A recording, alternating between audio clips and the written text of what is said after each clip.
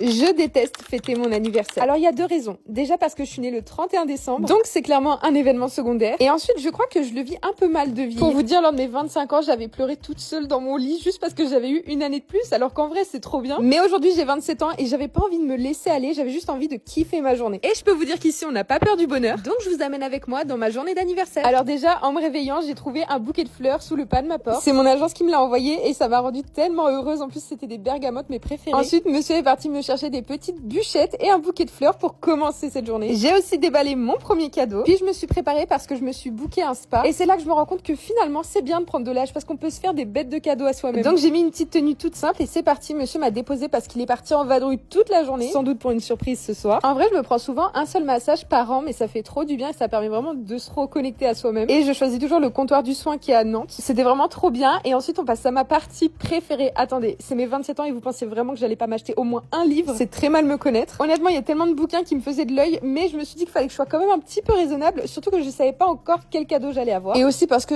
accessoirement, j'ai une palle interminable. Mais je sais pas si ça vous fait ça aussi, genre les livres que j'ai actuellement dans ma palle, j'ai pas envie de les lire, j'ai envie d'en lire d'autres que je n'ai pas. C'est un fléau. Ensuite, je suis passée voir ma mamie à la maison de retraite. En vrai, pensez à aller voir vos grands-parents, c'est tellement important. Et après ce petit moment en famille, je suis rentrée chez moi et j'ai découvert mon salon complètement transformé. J'avais dit à mon chéri et à ma meilleure amie que je voulais pas spécialement fêter mon anniversaire et résultat, je me suis retrouvée avec un salon complètement transformé. On était tous les trois et c'était parfait. J'ai ouvert mes cadeaux, franchement ils m'ont trop gâté, encore merci à eux. En vrai j'aurais pas pu espérer mieux qu'une soirée tranquille à la maison. Ça colle parfaitement à ma personnalité de Capricorne. Et ensuite Amandine m'avait préparé une activité vision board, du coup on l'a fait tous les trois, même Zou il était hyper impliqué et franchement c'était trop bien. C'est de très bon augure pour 2026 et je crois que je commence à prendre goût de fêter mon anniversaire. Sur ce, je vous fais des bisous.